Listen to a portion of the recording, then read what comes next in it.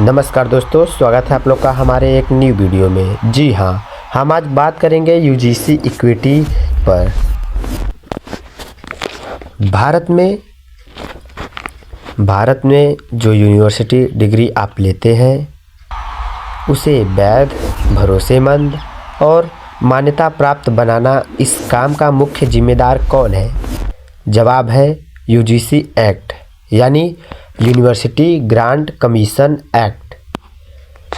1947 के बाद भारत में बहुत सारे यूनिवर्सिटी और कॉलेज थे, लेकिन हर जगह पढ़ाई का स्तर और नियम अलग अलग था। किसी भी संस्था को मान्यता देने वाला कोई राष्ट्रीय कानून नहीं था। इसी कमी को पूरा करने के लिए 1956 में यूजीसी एक्ट बनाया गया। 18 सितंबर 1956 को भारत की संसद ने यूजीसी एक्ट पारित किया, जिससे यूनिवर्सिटी ग्रांट कमीशन का गठन हुआ। यूजीसी का मकसद था राष्ट्रीय स्तर पर गुणवत्तापूर्ण उच्च शिक्षा को सुनिश्चित करना। यूजीसी के कुछ मुख्य उद्देश्य भी हैं: शैक्षणिक मानक तय करना, कॉलेज या विश्वविद्यालयों को मान्यता देना, सरकार से वित्तीय अनुदान देना, शिक्षा नीतियों का अनुगमन करना।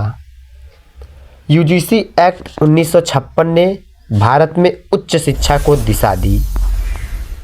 समय समय पर यूजीसी ने कई नीतियां और नियम जारी किए, जैसे नेट या UGC screening test, PhD enrolment rules, credit system आदि।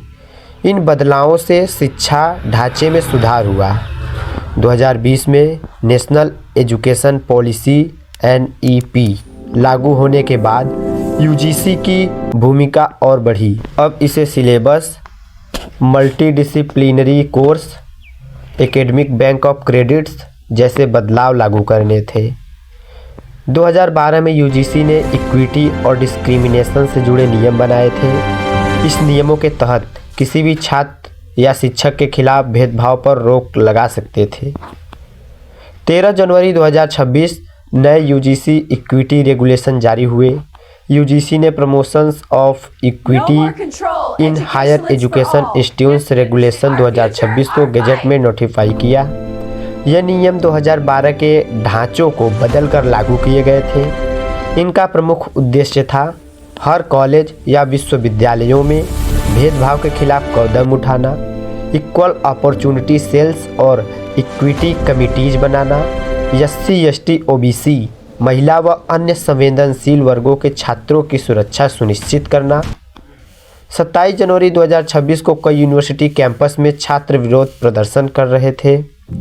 जैसे लखनऊ यूनिवर्सिटी में विद्यार्थी यूजीसी के नए नियम के खिलाफ सड़कों पर उतर आए। उनका कहना था कि नियम स्पष्ट है और इसके दुरुपयोग का डर है। 28 जनवरी को विरोध और भी बढ़ गया। कुछ छात्रों और राजनीतिक सक्रिय लोगों ने इसे काला कानून कहा और पुतला दहन तक किया गया। 29 जनवरी 2026 को सुप्रीम कोर्ट ने नए यूजीसी 2026 के नियमों पर अस्थायी रोक लगा दी। कोर्ट ने कहा कि इन नियमों की भाषा कुछ हिस्सों में गलत इस्तेमाल योग्य है। कोर्ट ने आगे कहा कि नियमों को फिर से देखना जरूरी है। नियम सिर्फ कुछ वर्गों को सुरक्षा देते दिखते हैं, जिससे कुछ लोग मानते हैं कि सामान्य श्रेणी के छात्रों के अधिकार सीमित हो सकते हैं। नियमों में फॉल्स कंप्लेंट के खिलाफ स्पष्ट रोक नहीं थी, जिससे आलोचक चिंतित है कि गलत आरोप लगाए जा सकते हैं।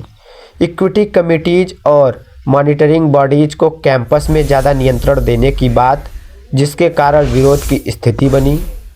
स्टूडेंट्स और कुछ सामाजिक समूहों ने महसूस किया कि नियमों से कैंपस फ्रीडम पर असर पड़ता है। कुछ पॉलिटिकल लीडर्स ने भी विरोध किया और बदलाव की मांग उठाई। देश के कई शहरों और राज्यों में शांतिपूर्ण प्रदर्शन हुए। एजुकेशन मिनिस्टर ने कहा कि नियमों का लक्ष्य पूर्ण समावेश और समान अवसर देना है। उन्होंने यह भी कहा कि कानून के दुरुपयोग को रोकने के लिए कदम उठाए जा सकते हैं। यूजीसी एक्ट 1956 ने 70 सालों से अधिक भारत में उच्च शिक्षा को मजबूत बनाए रखा, लेकिन 2026 के नियमों के विवाद ने दिखाया कि जब नीति का अर्थ और प्रभाव संदिग्ध लगते हैं तो जनता अपनी बात उठाती है। सुप्रीम कोर्ट की रोक से ये मामला और भी विस्तृत बहस का विषय बन गया है। यही है यूजीसी एक्ट की कहानी 1956 से लेकर 2026 तक। सबको जय हिंद।